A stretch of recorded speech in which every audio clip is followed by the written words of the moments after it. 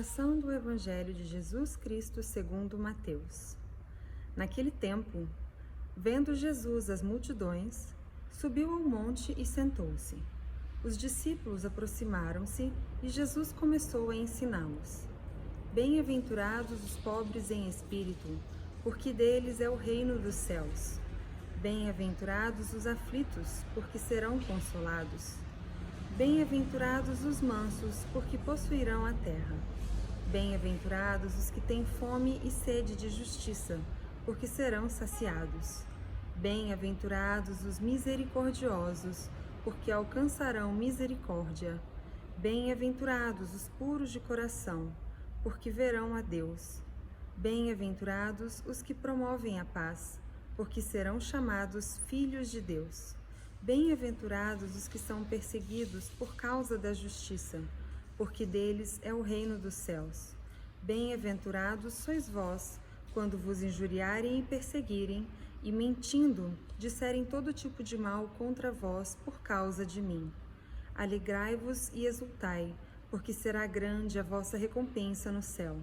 Palavra da salvação. Meus irmãos e minhas irmãs, paz e bem.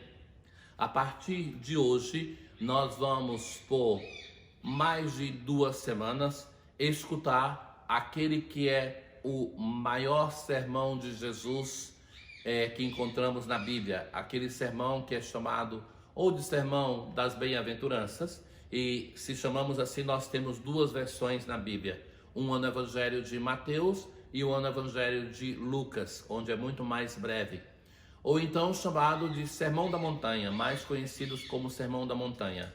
No Evangelho de Mateus somente, este sermão é Sermão da Montanha. Já em Lucas, esse sermão é chamado Sermão da Planície, porque em Mateus, Jesus, antes de começar esse sermão, está em uma planície.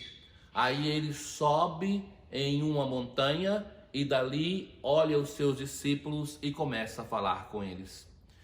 E em Lucas acontece justo o contrário, que está em uma montanha e ele desce em direção à multidão para fazer esse sermão.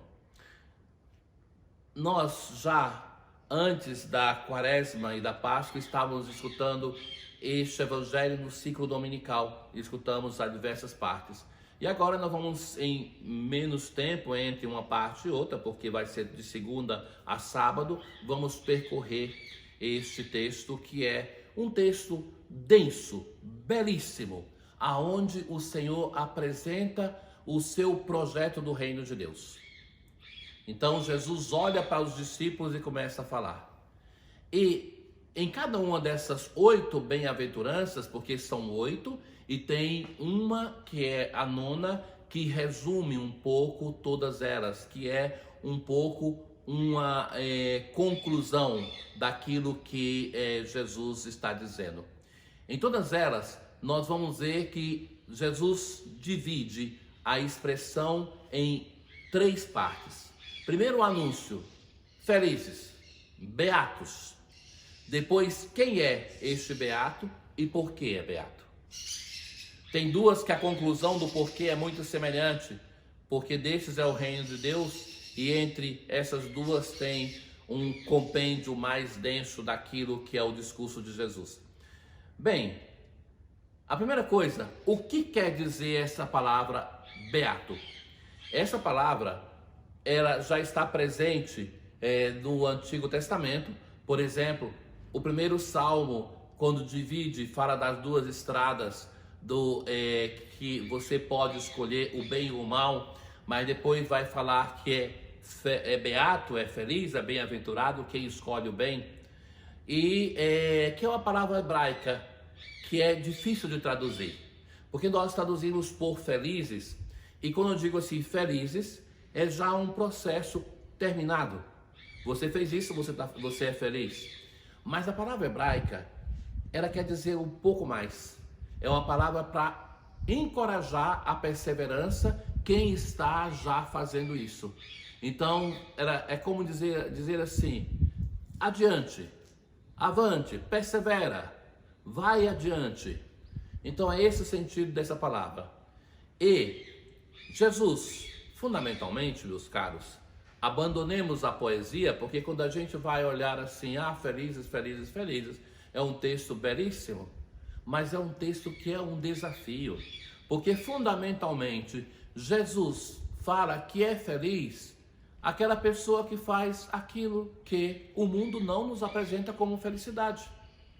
Então, na verdade, um texto que é um grande desafio à conversão. É um texto onde o modelo para nós se torna verdadeiramente o Senhor Jesus.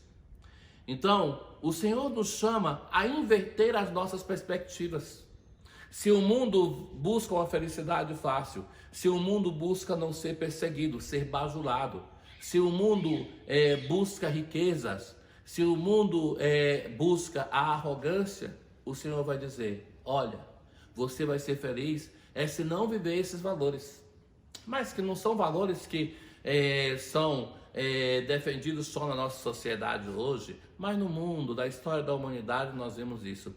O que eu percebo hoje é uma coisa, é que a humanidade está perdendo a vergonha de ser ruim. Hoje, as pessoas com muita facilidade perdem, até mesmo as pessoas de quem nós esperaríamos que não fossem assim. A humanidade está perdendo a capacidade de compaixão e de resiliência. Para mim, isso são as duas coisas gritantes do mundo de hoje. Então, é possível, e nesses dias eu fiz uma experiência que me chamou tanta atenção. Eu estava dirigindo pelas ruas de Brasília e o semáforo parou e uma pessoa estava caída. Ao lado dela passava tanta gente, as pessoas desviavam. Talvez pensavam, um bêbado, mas quem disse? E ainda se o fosse, por isso deveria estar ali sendo abandonado no meio da rua? Então, depois eu vi que logo depois de mim parou o carro do serviço público e estava ali para fazer alguma coisa. Ou seja, a humanidade está perdendo em muitas dimensões a capacidade de ter compaixão e busca ter desculpas para não ter compaixão. Porque essa pessoa é assim ou é assado. Mas se perdemos isso em relação ao sofrimento dos outros, tem uma outra coisa que também chama atenção, que na vida pessoal se está perdendo a capacidade de sofrer, de renunciar a alguma coisa pelo outro. Resiliência, a capacidade de manter uma opção, ainda que essa opção me custe. E que perdendo essas duas coisas, que não serve ser um santo para viver assim, não serve nem ser cristão para viver assim, mas serve uma humanidade bela.